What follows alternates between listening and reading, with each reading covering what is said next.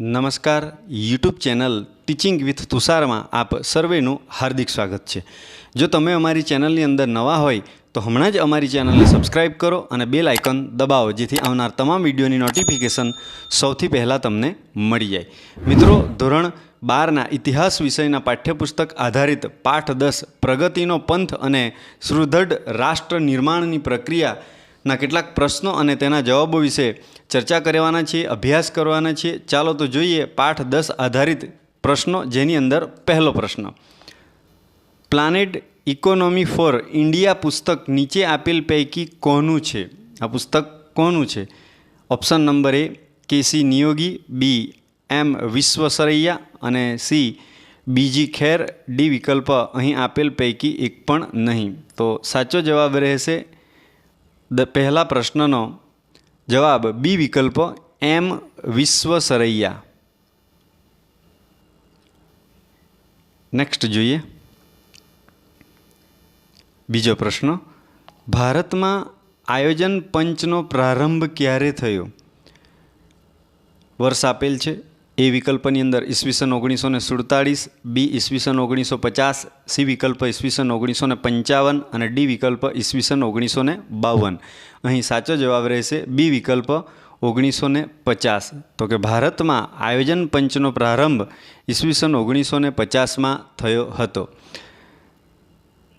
અને 15 માર્ચ, આ પણ આપણે ધ્યાન રાખીશું, 15 માર્ચ 1950। હવે જોઈએ પ્રશ્ન 3, ઈસવીસન 1938માં રાષ્ટ્રીય આયોજન સમિતિની રચના કોના અધ્યક્ષપણા હેઠળ થઈ? 1938માં રાષ્ટ્રીય આયોજન સમિતિની રચના કોના અધ્યક્ષપણા હેઠળ થઈ હતી? એ રાજગોપાલચારી, બી એમ વિશ્વેશ્વરૈયા, સી વિકલ્પ સરદાર વલ્લભભાઈ પટેલ અને ડી પંડિત નહેરુ। તો પ્રશ્ન 3નો સાચો જવાબ રહેશે પંડિત નહેરુ। ડી વિકલ્પ સાચો છે પ્રશ્ન 3નો કે રાષ્ટ્રીય આયોજન સમિતિની રચના કોના અધ્યક્ષપણા હેઠળ થઈ હતી? પંડિત નહેરુના। હવે જોઈશું પ્રશ્ન નંબર 4 વાત કરીએ, તેલીબિયાંનું ઉત્પાદન વધારવા માટે નીચે આપેલ પૈકી કયો શબ્દ વપરાય છે? તેલીબિયાંનું ઉત્પાદન વધારવા માટે અથવા એ તેલીબિયાં સાથે કઈ ક્રાંતિ સંકળાયેલી છે એવું પણ આપણે કહી શકીએ। એ જોઈએ ઓપ્શન પીળી ક્રાંતિ, બી શ્વેત ક્રાંતિ, સી વિકલ્પ લાલ ક્રાંતિ અને ડી વિકલ્પ ગોળ ક્રાંતિ। અહીં તેલીબિયાંનું ઉત્પાદન વધારવા માટેનો શબ્દ વપરાય છે, એનો રાઈટ આન્સર રહેશે પીળી ક્રાંતિ, જે ઓપ્શન એ સાચો જવાબ છે। પ્રશ્ન 4નો સાચો જવાબ એ ઓપ્શન પીળી ક્રાંતિ। હવે આગળ જોઈશું પ્રશ્ન નંબર 5ની વાત કરીએ, ઈસવીસન 1948માં બુનિયાદી શિક્ષણના અમલ માટે કોના અધ્યક્ષપણા હેઠળ સમિતિની રચના થઈ? ઈસવીસન 1948માં જે બુનિયાદી શિક્ષણના અમલ માટે કોના અધ્યક્ષપણા હેઠળ આ નીચે આપેલ સમિતિની રચના થઈ હતી? એમાંથી સાચો જવાબ આપણે શોધવાનો છે। પ્રશ્ન 5ના વિકલ્પો જોઈ લઈએ, કેસી પંત, કેસી નિયોગી, શ્રી બીજી ખેર અને આપેલ પૈકી એક પણ નહીં। તો બુનિયાદી શિક્ષણના અમલ માટે કોના અધ્યક્ષપણા હેઠળ સમિતિની રચના થઈ? પ્રશ્ન 5નો સાચો જવાબ રહેશે શ્રી બીજી ખેર। આગળ જોઈએ પ્રશ્ન 6ની વાત કરીએ। હવે પ્રશ્ન 6ની અંદર ઈસવીસન 1948માં યુનિવર્સિટી શિક્ષણ પંચ નિમ્યું તે કોના અધ્યક્ષપણા હેઠળ નિમવામાં આવ્યું હતું? યુનિવર્સિટી શિક્ષણ પંચ નિમ્યું તે કોના અધ્યક્ષપણા હેઠળ નિમવામાં આવેલું? ઓપ્શન એ જોઈએ ડૉક્ટર સર્વપલ્લી રાધાકૃષ્ણ, બી વિકલ્પ બીજી ખેર, સી વિકલ્પ કેસી પંત અને આપેલ પૈકી એક પણ નહીં। પ્રશ્ન 6નો સાચો જવાબ રહેશે option A doctor Sarvepalli Radhakrishnan. પ્રશ્ન 6નો સાચો જવાબ એ વિકલ્પ રહેશે। આગળ પ્રશ્ન 7, ભારતમાં એન્જિનિયરિંગ ક્ષેત્રે શિક્ષણ માટે સર્વપ્રથમ કઈ કોલેજની સ્થાપના થઈ હતી? એન્જિનિયરિંગ ક્ષેત્રે શિક્ષણ માટે સર્વપ્રથમ કઈ કોલેજની સ્થાપના થઈ હતી? વિકલ્પ જોઈએ એલડી એન્જિનિયરિંગ, બી વિકલ્પ વિલ્સન કોલેજ, સી એલિફન્સ્ટન કોલેજ અને D Thompson college, Roorkee engineering university. તો અહીં પ્રશ્ન 7નો સાચો જવાબ રહેશે થોમ્પસન કોલેજ। ડી વિકલ્પ સાચો જવાબ પ્રશ્ન 7 માટે. નેક્સ્ટ પ્રશ્ન નંબર 8 જોઈએ. અમદાવાદમાં જોધપુર ટેકરા ખાતે નીચે આપેલ પૈકી શાની સ્થાપના થઈ હતી? એ. ભાભા એટોમેટિક રિસર્ચ સેન્ટર, બી. સ્પેસ એપ્લિકેશન સેન્ટર, સી વિકલ્પ સેન્ટર ફોર ઓટોમિક રિસર્ચ અને ડી આપેલ પૈકી એક પણ નહીં. પ્રશ્ન 8. અમદાવાદમાં જોધપુર ટેકરા ખાતે શાની સ્થાપના થઈ હતી? પ્રશ્ન 8નો સાચો જવાબ રહેશે બી વિકલ્પ સ્પેસ એપ્લિકેશન સેન્ટર. આ સાચો જવાબ રહેશે. અને વર્ષ પૂછે તો આપણે 1969 ધ્યાન રાખીશું. Space application centre. પ્રશ્ન નંબર 8નો સાચો જવાબ બી વિકલ્પ. નેક્સ્ટ પ્રશ્ન નંબર 9 જોઈએ. ઇન્ફોર્મેશન ટેકનોલોજી ક્ષેત્રે ભારત વિકસિત દેશોની હરોળમાં આવવા માટે ગુજરાતમાં ખાલી જગ્યાની સ્થાપના થઈ હતી. ઇન્ફોર્મેશન ટેકનોલોજી ક્ષેત્રે ભારત વિકસિત દેશોની હરોળમાં આવવા માટે ગુજરાતમાં શાની સ્થાપના કરી હતી? Heritage city, gift city, info city અને સાયન્સ સિટી. અહીં પ્રશ્ન 9નો સાચો જવાબ રહેશે ઇન્ફો સિટી, જે વિકલ્પ સી સાચો છે. તો ઇન્ફોર્મેશન ટેકનોલોજી ક્ષેત્રે ભારત વિકસિત દેશોની હરોળમાં આવવા માટે ગુજરાતની અંદર ઇન્ફો સિટીની સ્થાપના થઈ હતી. નેક્સ્ટ પ્રશ્ન નંબર 10 જોઈએ. અમેરિકાના કયા પ્રમુખે ભારતના 66માં પ્રજાસત્તાક દિનની ઉજવણીના સમારોહમાં મુખ્ય મહેમાન બની ભારતની મુલાકાત લીધી હતી? 66માં પ્રજાસત્તાક દિનની ઉજવણી માટે પ્રશ્ન 10ની અંદર ઓપ્શન જોઈએ. President Barack Obama, president Kennedy, president Trump અને પ્રેસિડેન્ટ નિક્સન. અહીં પ્રશ્ન 10નો સાચો જવાબ રહેશે એ વિકલ્પ પ્રેસિડેન્ટ બરાક ઓબામા. અને એ 26મી જાન્યુઆરી આ પણ આપણે ધ્યાન રાખીશું. 26મી જાન્યુઆરી 2015ના રોજ. 26મી જાન્યુઆરી 2015ના રોજ પ્રેસિડેન્ટ બરાક ઓબામા. પ્રશ્ન 10 માટે સાચો જવાબ રહેશે એ વિકલ્પ. આગળ જોઈશું પ્રશ્ન નંબર 11. અમેરિકાના ન્યૂયોર્કના વર્લ્ડ ટ્રેડ સેન્ટરની ઇમારતમાં 11 સપ્ટેમ્બર 2001ના રોજ કઈ ઘટના બની હતી? એ. ભૂકંપના કારણે ઇમારત પડી ગઈ, બી. આતંકવાદીઓના હુમલો થયો હતો, સી. ભારે પૂરના કારણે ઇમારતને નુકસાન થયું, ડી. નબળા બાંધકામને કારણે તૂટી ગઈ. અહીં સાચો જવાબ રહેશે આતંકવાદીઓનો હુમલો થયો હતો. પ્રશ્ન 11નો સાચો જવાબ રહેશે બી વિકલ્પ વર્લ્ડ ટ્રેડ સેન્ટરની ઇમારત 11 સપ્ટેમ્બર 2001ના રોજ આતંકવાદી હુમલો થયો હતો. નેક્સ્ટ જોઈએ પ્રશ્ન નંબર 12ની વાત કરીએ. નીચે આપેલ પૈકી કઈ સંધિ ઉપર ભારતે 21મી સદીમાં હસ્તાક્ષર કરવાનો ઇનકાર કર્યો હતો? એ. તાસ્કંદ સંધિ, બી. સિમલા સંધિ અને સી વિકલ્પ સર્વગ્રાહી પરમાણુ પરીક્ષણ સંધિ, ડી આપેલ પૈકી એક પણ નહીં. અહીં સાચો જવાબ રહેશે 12મા પ્રશ્ન માટે સી વિકલ્પ સર્વગ્રાહી પરમાણુ પરીક્ષણ સંધિ. આ સંધિ ઉપર ભારતે 21મી સદીમાં હસ્તાક્ષર કરવાનો ઇનકાર કર્યો હતો. સર્વગ્રાહી પરમાણુ પરીક્ષણ સંધિ. પ્રશ્ન 12નો સાચો જવાબ સી વિકલ્પ. 13મો પ્રશ્ન જોઈએ. ભારત સરકારે વર્ષોથી ચાલી આવેલ કઈ સેવા બંધ કરી હતી? નીચે આપેલ છે એમાંથી કઈ સેવા બંધ કરી છે? ઓલ ઇન્ડિયા રેડિયોની સેવા, તાર સેવા ટેલિગ્રામ કરવાની, ટેલિકમ્યુનિકેશન આપેલ પૈકી એક પણ નહીં. તો અહીં સાચો જવાબ રહેશે તાર સેવા ટેલિગ્રામ કરવાની અને તાર સેવા આ વર્ષોથી ચાલી આવેલ સેવા બંધ કરી છે. પ્રશ્ન 13નો સાચો જવાબ રહેશે બી વિકલ્પ ટેલિગ્રામ કરવાની, તાર સેવા ટેલિગ્રામ કરવાની. આ વર્ષોથી ચાલી આવેલ સેવા બંધ કરી છે ભારત સરકારે. નેક્સ્ટ જોઈશું પ્રશ્ન નંબર 14ની વાત કરીએ. કઈ પંચવર્ષીય યોજના રાજકીય અસ્થિરતાને કારણે 2 વર્ષ મોડી શરૂ થઈ હતી? અહીં પંચવર્ષીય યોજનાઓનો આપણે બરાબર અભ્યાસ કર્યો હોય તો ધ્યાન આવી જશે. કઈ પંચવર્ષીય યોજના રાજકીય અસ્થિરતાને કારણે 2 વર્ષ મોડી શરૂ થઈ હતી? 2 વર્ષ મોડી શરૂ થઈ એવી પંચવર્ષીય યોજના કઈ હતી? તો પ્રશ્ન 14માં ઓપ્શન 9મી, 7મી, 5મી અને 8મી પંચવર્ષીય યોજના. અહીં આપેલ વિકલ્પોમાંથી સાચો જવાબ રહેશે 8મી પંચવર્ષીય યોજના.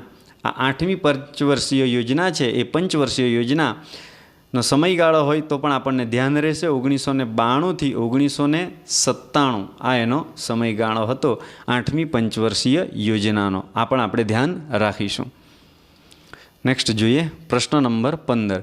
કઈ પંચવર્ષીય યોજના અંતર્ગત ગરીબીનું પ્રમાણ 28%થી ઘટાડીને 21% સુધી લાવવું અને પેટ્રોલિયમ પરની સબસિડી નાબૂદ કરવાનું નક્કી થયેલું? ઓપ્શન એ 8મી પંચવર્ષીય યોજના, બી 10મી પંચવર્ષીય યોજના, સી વિકલ્પ 9મી પંચવર્ષીય યોજના અને ડી વિકલ્પ 12મી પંચવર્ષીય યોજના. પ્રશ્ન 15નો સાચો જવાબ રહેશે બી વિકલ્પ 10મી પંચવર્ષીય યોજના અંતર્ગત ગરીબીનું પ્રમાણ 28%થી ઘટાડીને 21% સુધી લાવવું અને પેટ્રોલિયમ પરની સબસિડી નાબૂદ કરવાનું આ 10મી પંચવર્ષીય યોજના અંતર્ગત નક્કી થયું હતું.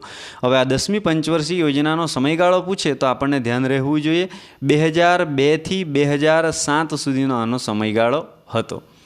આ પણ આપણે ધ્યાન રાખીશું. નેક્સ્ટ જોઈએ પ્રશ્ન નંબર 16ની વાત કરીએ. 14 બેન્કોનું રાષ્ટ્રીયકરણ કઈ યોજના અંતર્ગત કરવામાં આવ્યું હતું? પ્રશ્ન નંબર 16ની અંદર જોઈએ ચોથી પંચવર્ષીય યોજના, છઠ્ઠી પંચવર્ષીય યોજના, પ્રથમ પંચવર્ષીય યોજના કે 7મી પંચવર્ષીય યોજના. અહીં આપેલ વિકલ્પ પૈકી સાચો જવાબ રહેશે ચોથી પંચવર્ષીય યોજના, જે ઓપ્શન નંબર એ સાચો છે. 14 બેન્કોનું રાષ્ટ્રીયકરણ ચોથી પંચવર્ષીય યોજના અંતર્ગત કરવામાં આવ્યું હતું અને આ ચોથી જે પંચવર્ષીય યોજના એનો સમયગાળો છે એ 1969થી 1974 સુધીનો છે.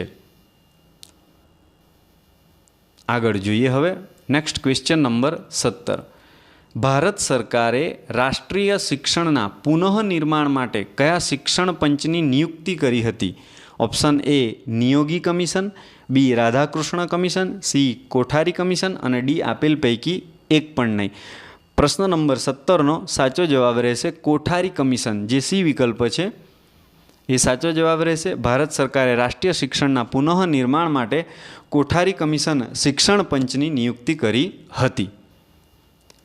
આગળ જોઈશું પ્રશ્ન નંબર 18ની વાત કરીએ. ઈસવીસન 1992માં ભારતે બાંગ્લાદેશને કયો પ્રદેશ સોંપી દીધો હતો? 1992ની અંદર ભારતે બાંગ્લાદેશને કયો પ્રદેશ આપી દીધો હતો, સોંપી દીધો હતો? ઓપ્શન એ આઝાદ કાશ્મીર, બી 3 બીઘા સિલહટનો અને આપેલ પૈકી એક પણ નહીં. તો અહીં પ્રશ્ન 18નો સાચો જવાબ રહેશે 3 બીઘા, એટલે બી વિકલ્પ બિલકુલ સાચો છે. 18મા પ્રશ્નનો સાચો જવાબ રહેશે બી વિકલ્પ 3 બીઘા. હવે જોઈશું પ્રશ્ન નંબર 19ની વાત કરીએ. બાંગ્લાદેશ નીચે આપેલ પૈકી પહેલાં કયા નામે ઓળખાતું હતું? ઓપ્શન એ પૂર્વ પાકિસ્તાન, બી પશ્ચિમ પાકિસ્તાન, સી જાફના અને ડી આપેલ પૈકી એક પણ નહીં. અહીં સાચો જવાબ રહેશે આપનો પૂર્વ પાકિસ્તાન, જે એ વિકલ્પ સાચો છે. પ્રશ્ન નંબર 19નો સાચો જવાબ રહેશે ઓપ્શન નંબર એ પૂર્વ પાકિસ્તાન. નેક્સ્ટ 20મો પ્રશ્ન જોઈએ.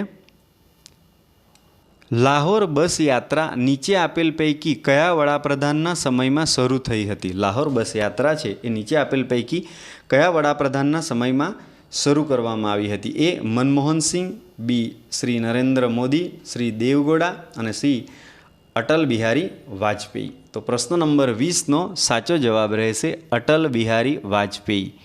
ઓપ્શન નંબર ડી સાચો જવાબ શ્રી અટલ બિહારી વાજપેયી એ લાહોર બસ યાત્રા એમના સમયગાળા દરમિયાન શરૂ થઈ હતી, શ્રી અટલ બિહારી વાજપેયી. નેક્સ્ટ 21મો પ્રશ્ન જોઈએ.